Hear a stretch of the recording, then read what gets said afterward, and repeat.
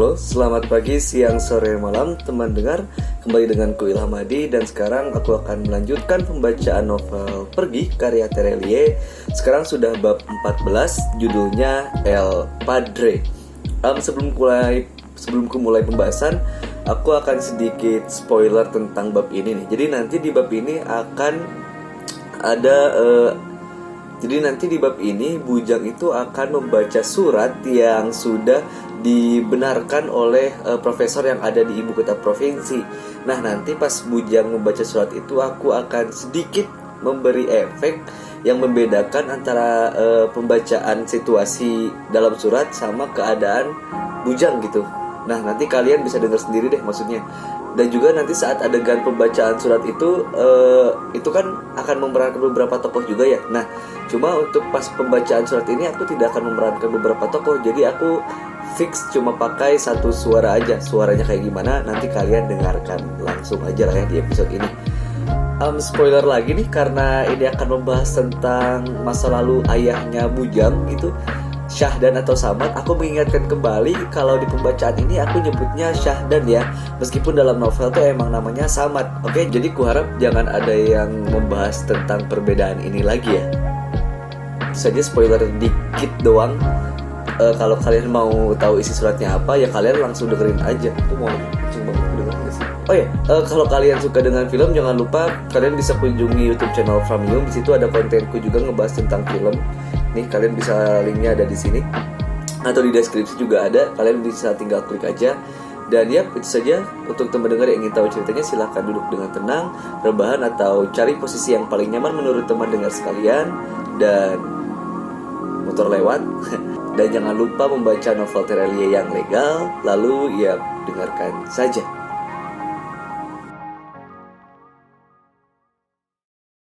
Pergi bab 14 El Padre. Pukul 7 pagi, setelah sarapan cepat di rumah tempatku bermalam, aku dan Salonga meluncur menuju bandara.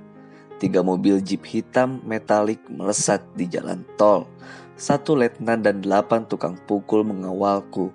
Jalanan masih cukup lengang. Kami tiba di bandara 30 menit kemudian, langsung menuju apron pesawat jet pribadi.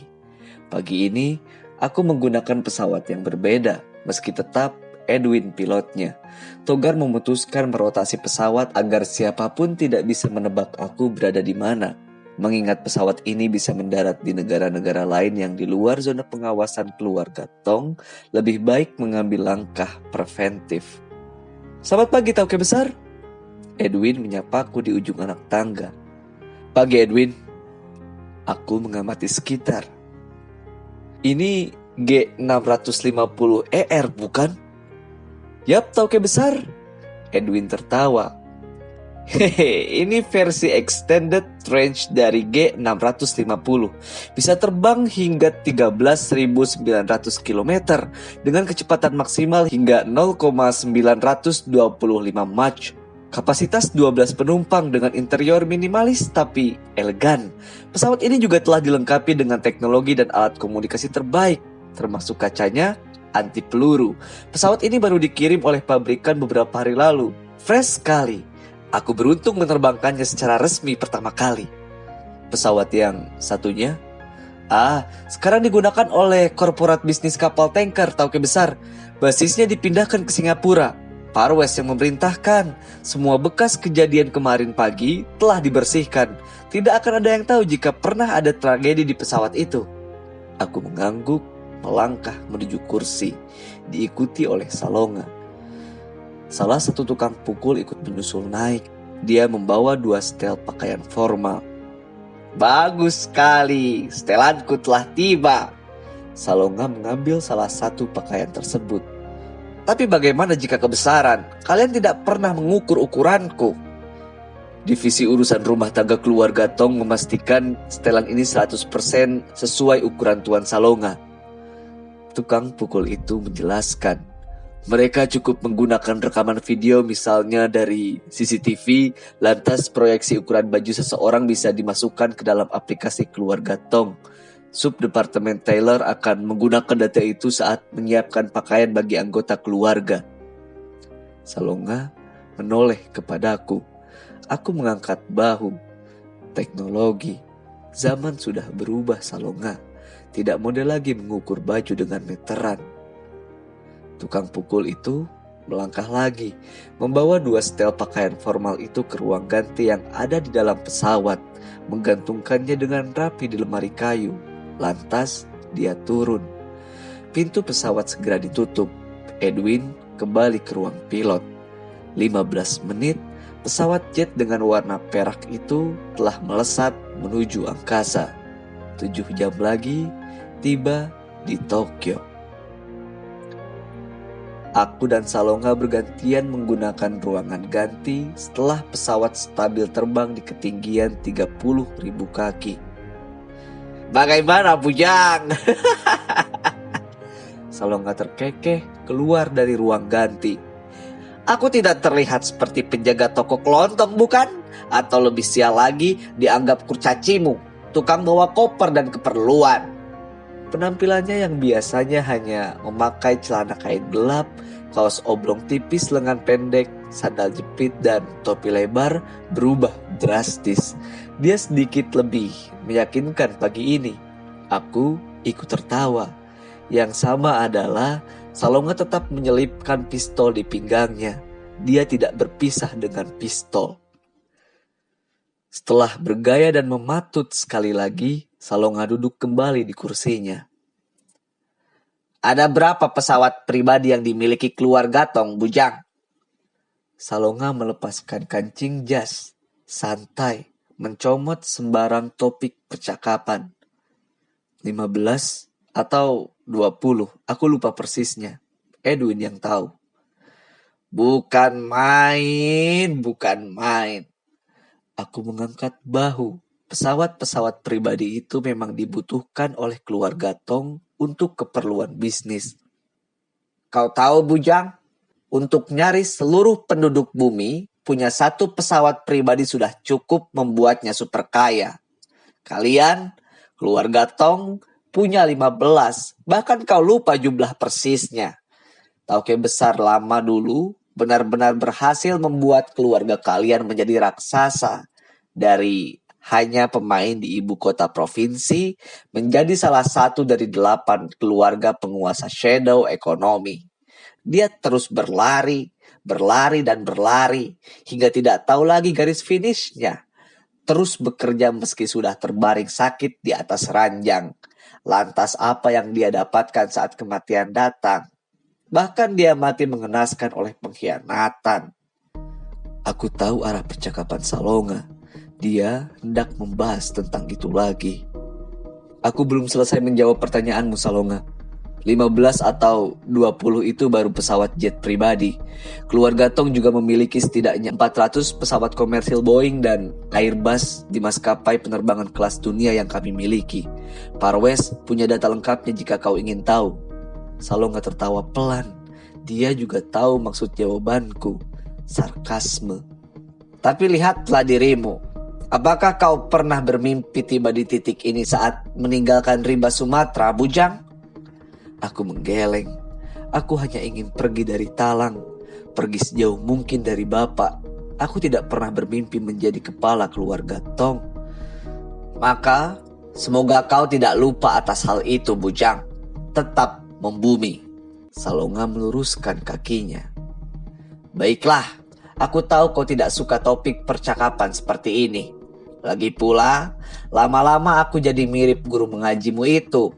Ceramah ini, ceramah itu. Baiklah, aku akan tidur. Bangunkan jika sudah tiba di Tokyo. Aku mengangguk. Pukul 10 pagi, aku beranjak berdiri, mengambil laptop di bagasi kabin. Saatnya bekerja. Jam-jam ini, Parwes telah mengirimkan laporan harian. Aku segera tenggelam menyimak dokumen-dokumen yang dikirimkan oleh Parwes. Dulu, ini bukan tugasku, bahkan aku tidak suka melakukannya. Setiap kali masuk ke ruang kerja Tauke besar, aku menatap jerih tumpukan dokumen di atas meja. Belum habis dokumen itu, Mansur telah membawa lagi dokumen baru. Mansur adalah kepala bisnis legal keluarga Tong sebelum digantikan Parwes. Entah bagaimana Tauke besar dulu menangani semuanya, tanpa teknologi, tanpa kemudahan zaman sekarang, karena dia tetap sempat melakukan banyak hal lainnya. Parwes memberikan catatan berwarna merah di eksekutif Sumeri. Itu berarti penting dan mendesak kutanggapi. Itu tentang harga saham perusahaan tambang emas milik keluarga Tong yang tumbang, turun 5% di bursa New York tadi malam. Menyusul pemberitaan besar-besaran atas gagalnya perundingan perpanjangan konsesi dengan pemerintah setempat. Hampir semua media bisnis dan keuangan dunia menuliskan tentang itu di headline halaman pertama. Aku membaca seluruh dokumen yang dilampirkan oleh Parwes, menimbang situasinya, baru kemudian menuliskan perintah. Temui kepala negara tersebut bersama Togar. Gunakan kartu draft pemilihan presiden 6 bulan lagi.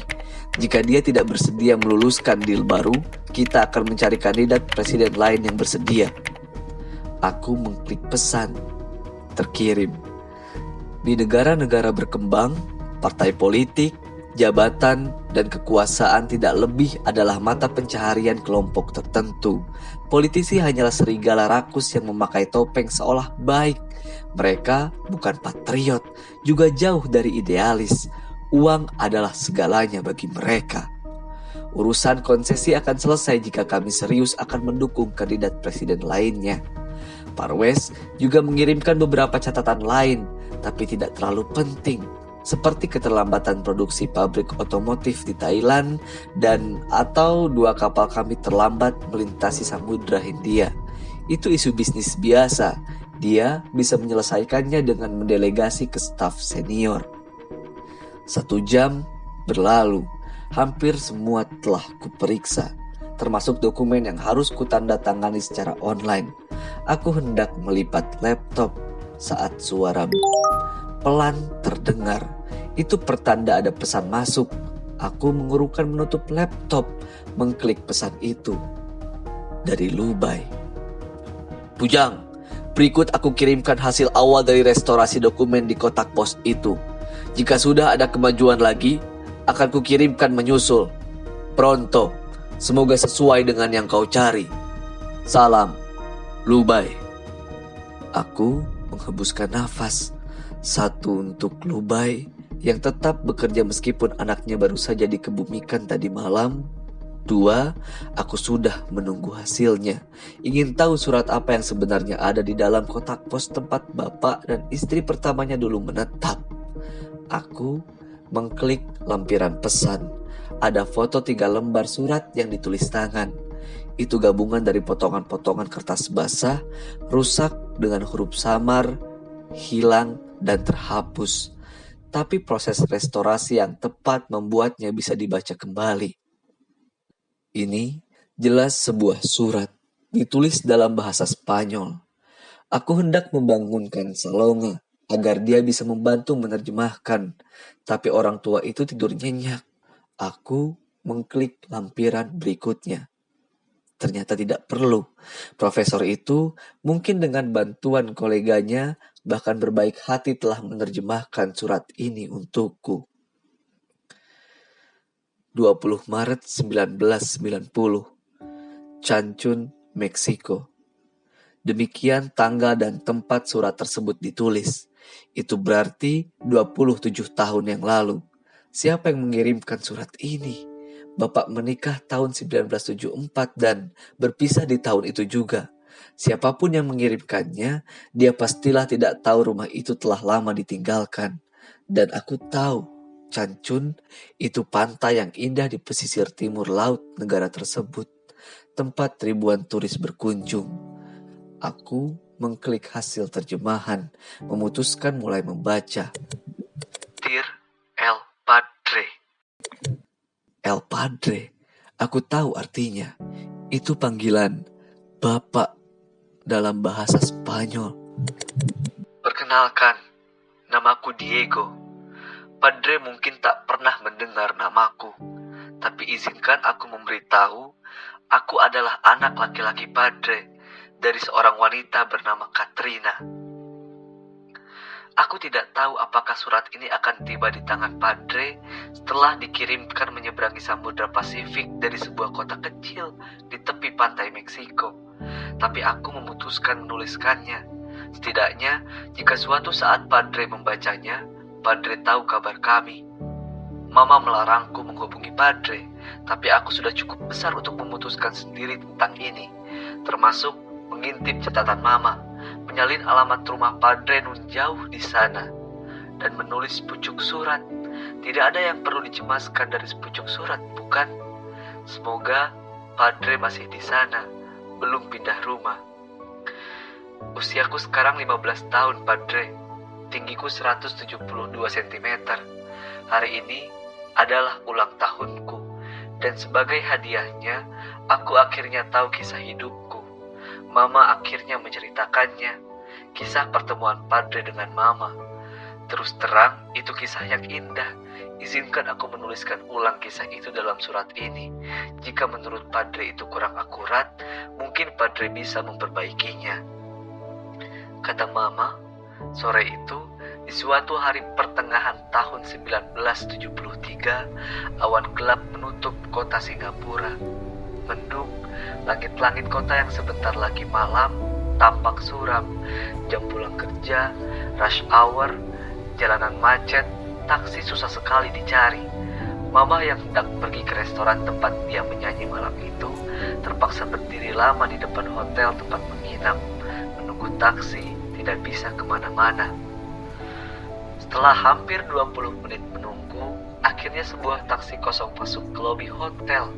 Mama bergegas hendak menaikinya, tapi sayang 1000 sayang, taksi itu sudah dipesan tamu hotel lainnya. Maaf, senyorita. Petugas hotel itu buru-buru dengan sopan memberitahu Mama, taksi ini sudah ada yang memesannya. Secara bersamaan, seorang pemuda gagah mengenakan tuxedo rapi, sepatu di semir mengkilap, membawa payung besar, melangkah keluar dari lobi. Tapi saya harus bergegas atau akan terlambat. Mama keberatan, tetap masuk taksi. Maaf senyorita, yang memesan taksi juga sudah menunggu sejak tadi. Pemuda yang memesan taksi itu berdiri di belakang petugas hotel. Pintu taksi masih terbuka. Mama yang duduk di dalamnya menatap pemuda itu, meliriknya sekilas, tidak peduli. Dia bisa menunggu taksi berikutnya. Mama jelas tidak mau mengalah, berseru dalam bahasa Spanyol. Urusanku lebih penting dibanding dia. 100 orang menungguku tampil di restoran ternama kota ini. Dia paling hanya hendak berkeliling, turis atau orang kaya baru, berlagak perlente dengan membawa payung padahal belum hujan. Senyorita, petugas hotel menoleh ke belakang, menjadi serba salah. No hay problema. Pemuda itu tersenyum, menjawab dengan bahasa Spanyol yang lancar.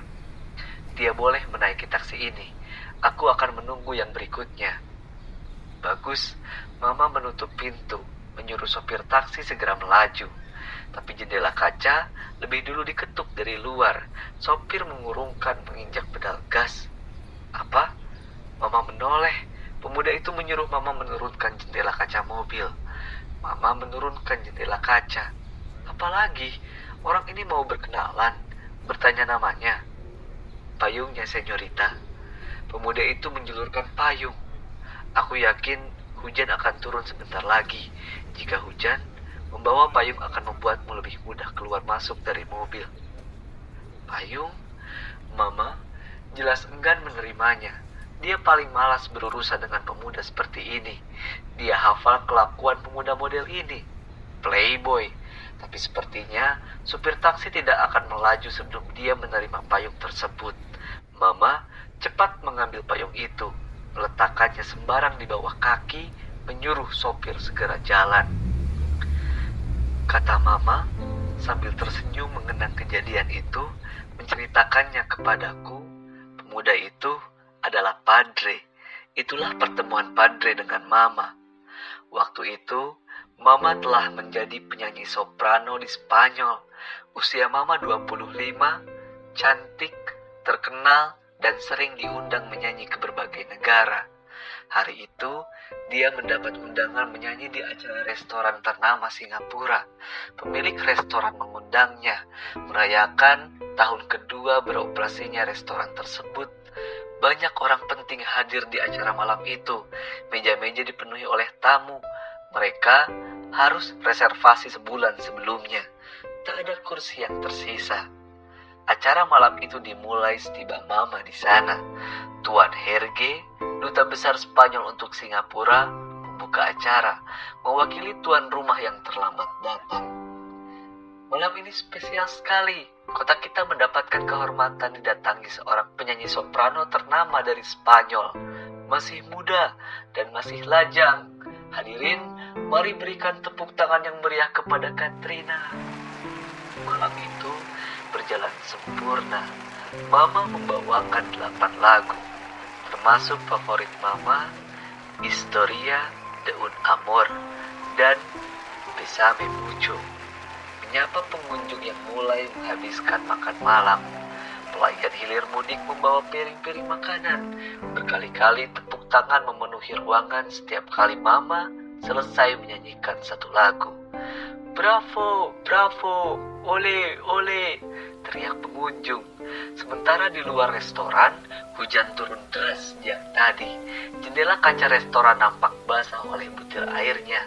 1,5 jam berlalu.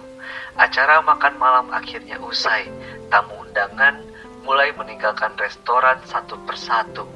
Menyisakan 1-2 yang masih mengobrol santai, memberikan selamat. Sementara koki dan pelayan gesit merapikan restoran.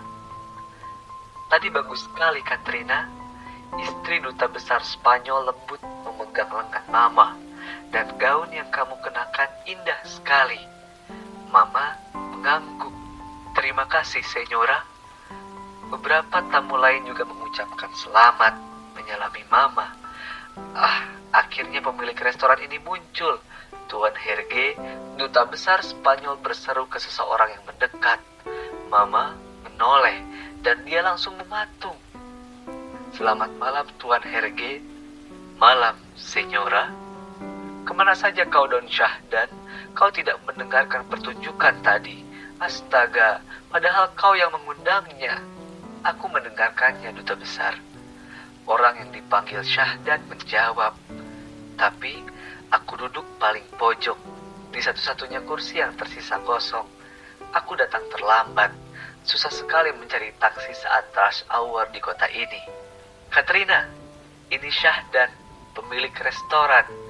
Istri duta besar memperkenalkan pemuda yang baru saja datang.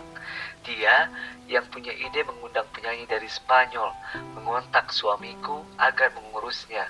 Lantas aku menghubungimu, Katrina, memintamu terbang ke sini. Syahdan adalah sahabat yang menyenangkan. Pemuda itu mengangguk takzim, sementara Mama masih mematung. Kalian sudah saling mengenal? Pemuda itu mengangguk lagi. Sudah, sebenarnya dia yang membuatku terlambat datang. Wajah Mama merah padam seperti kepiting rebus. Mama tidak menduga jika pemuda ini adalah pemilik restoran yang mengundangnya. Suasana menjadi canggung. Aku sepertinya bisa menebak yang terjadi. Tuan Herge tertawa, melambaikan tangan. Kesalahpahaman, bukan? Katrina memang tidak menyukai pemuda yang berlagak di depannya. Itulah kenapa dia masih lajang hingga hari ini, Syahdan. Dia membenci laki-laki, menjaga jarak, kasar, atau bahkan dalam level tertentu, dia membenci istilah jatuh cinta itu sendiri. Istri duta besar ikut tertawa. Tapi Katrina, Syahdan adalah sahabat yang menyenangkan. Dia tidak sedang berlagak, sok akrab apalagi sok ramah. Dia memang seorang gentleman sejati, pemuda flamboyan, bad boy.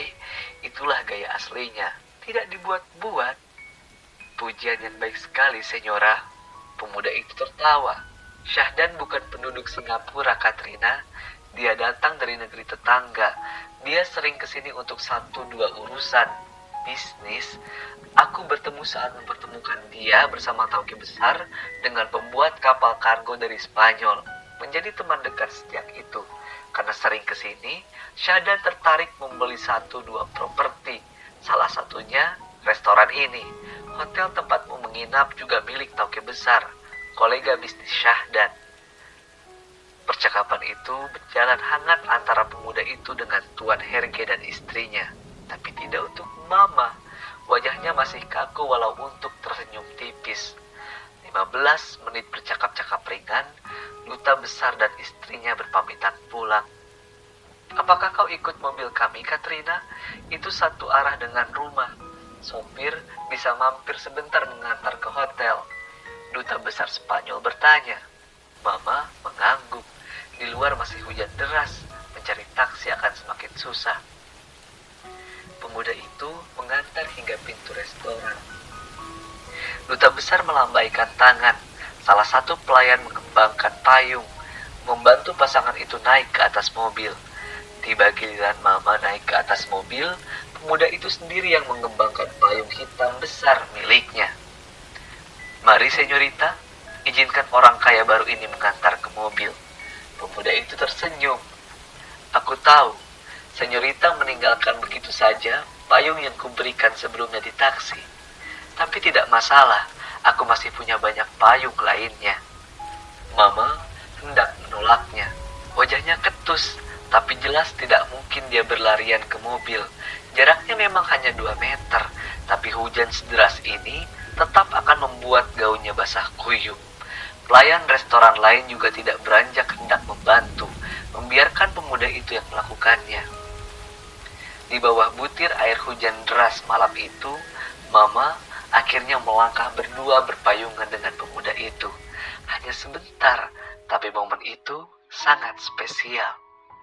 Padre, saat menceritakan kejadian tersebut kepadaku, wajah Mama terlihat begitu bahagia. Aku belum pernah melihatnya sebahagia itu.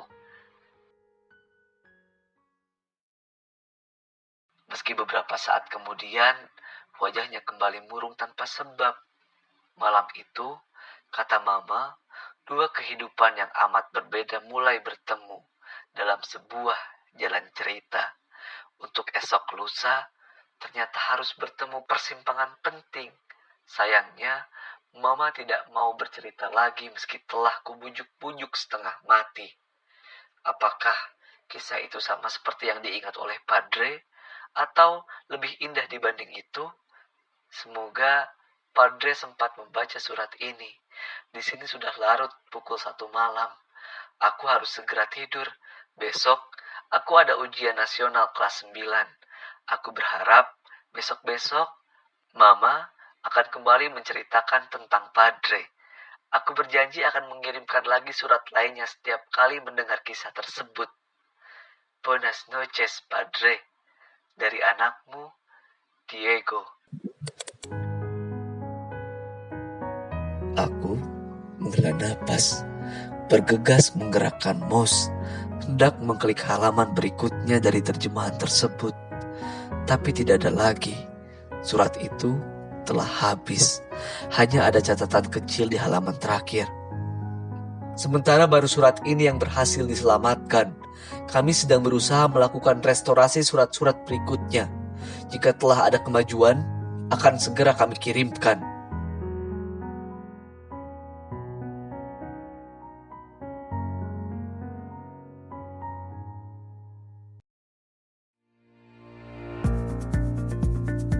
Itulah tadi pembacaan novel Pergi karya Terelie bab 14 dengan judul El Padre. Ternyata El Padre ini artinya adalah bapak ya, atau ayah dalam bahasa Spanyol.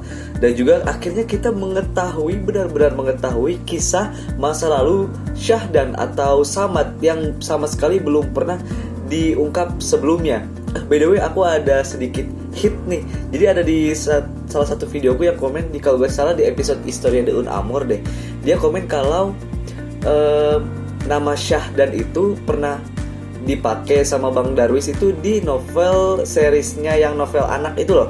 Nah itu kan ada Pak Syahdan sama Mak Nur kalau gak salah. Ya pokoknya itulah. Mungkin alasan Terelie mengganti nama Syahdan ini ke Samad itu mungkin karena nama Syahdan ini udah pernah dipakai novel sebelumnya gitu. Kayaknya, cuma aku gak tahu juga. Kayaknya itu deh alasan kenapa Syahdan itu namanya diganti jadi Samad. Dan ya, sekali lagi akhirnya kita tahu cerita Syahdan ketika masih muda, dimana dia benar-benar menjadi seorang bad boy gitu ya. Nggak bad boy sih ya, cowok perlente lah, kalem tapi bergaya gitu, dan keren aja gitu pas mudanya. Lalu kenapa dia tiba-tiba bisa jadi orang yang sering mukulin anaknya ya, dan sering kasar sama istrinya ya? Ya mungkin kita akan tahu di episode-episode Novel Pergi selanjutnya. Oke, kukira itu saja. Terima kasih karena teman dengar sudah mendengarkan episode ini sampai akhir. Jangan lupa jika teman dengar suka dengan video ini, silahkan klik like, share, dan subscribe di channel ini. Dan ya, aku Wilham Hadi, sampai jumpa di pembacaan selanjutnya. Bye-bye.